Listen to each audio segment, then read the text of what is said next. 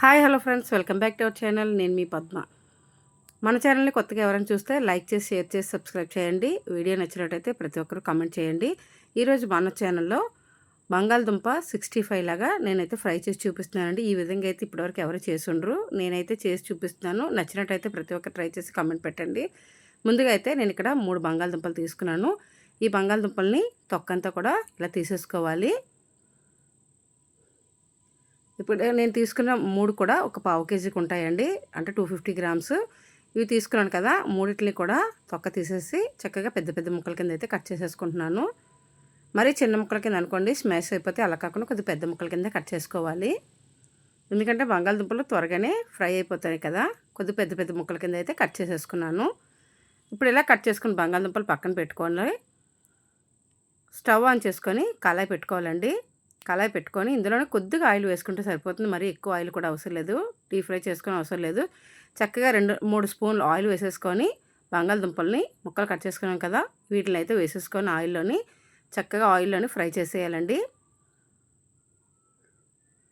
1 నిమిషం 2 నిమిషాల పాటు అడుగుకి అంటుకోకుండా చక్కగా కలుపుకొని చిన్న కలర్ మారినంత వరకు అయితే నూనెలోని వేయించుకోవాలి. ఇదే ఆయిల్ కొద్దిగా ఎక్కువేనండి, కావాలంటే ఒక 2 చెంచాలు వేసుకున్న చాలు. నేనైతే 3 స్పూన్లు వేసాను. లాస్ట్లో మసాలా యాడ్ చేస్తాను. ఇప్పుడు మీడియం ఫ్లేమ్లో పెట్టుకొని మూత పెట్టేసి వదిలేసుకోవాలి. చూసారా, బంగాళదుంపలు కలర్ మారినవి, చక్కగా వేగిపోయినాయండి. ఇప్పుడు ఒకసారి అయితే కలిపేసుకోవాలి. ఆయిల్ తక్కువ ఉన్నా చక్కగా ఈ బంగాళదుంపలు చాలా చాలా టేస్టీగా ఉంటాయండి. పెరుగన్నంతో, పులిహోరతో, అలాగే రసం వేసుకొని అన్నంతో తింటే చాలా చాలా బాగుంటుంది.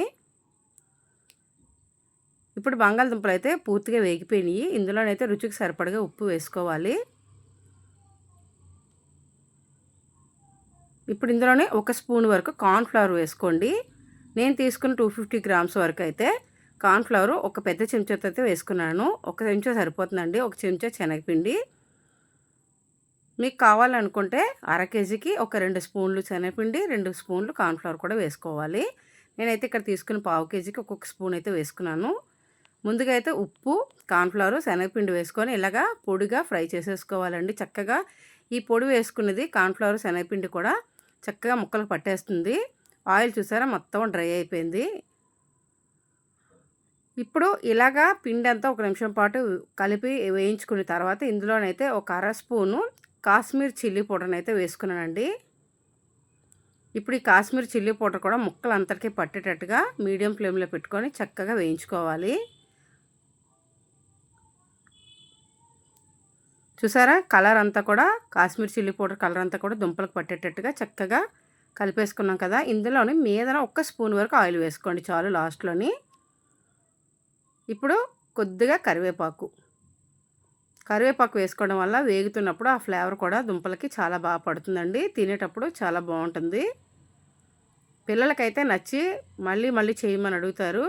పెరుగన్నంతో ఒకసారి ఇలా చేసి చూడండి. పెరుగన్నంతో తింటే సూపర్గా ఉంటుందండి దద్దోజనం. ఎక్కడైనా ట్రావెలింగ్కి వెళ్ళినప్పుడు కూడా ఇలా చేసి పట్టుకెళ్తే అస్సలు పాడవదు. వేడిగా ఉన్నప్పుడు ఎంత టేస్ట్గా ఉంటుందో చల్లారిపోయిన తర్వాత కూడా అంతే టేస్ట్ ఉంటుందండి. చూసారా, చూడటానికి మనకి 65 చికెన్ పీసుల్లాగా కనిపిస్తున్నాయి కదా. ఆల్మోస్ట్ మనకి ఇక్కడ బంగాళదుంప ఫ్రై అయితే అయిపోయిందండి. ఎక్కువ ఇంగ్రీడియంట్స్ లేకుండా చక్కగా తక్కువ ఇంగ్రీడియంట్స్తో త్వరగా అయితే ఈ పని అయిపోతుంది. 10 నిమిషాలు పడుతుందండి ఫ్రై చేసుకోవటానికి.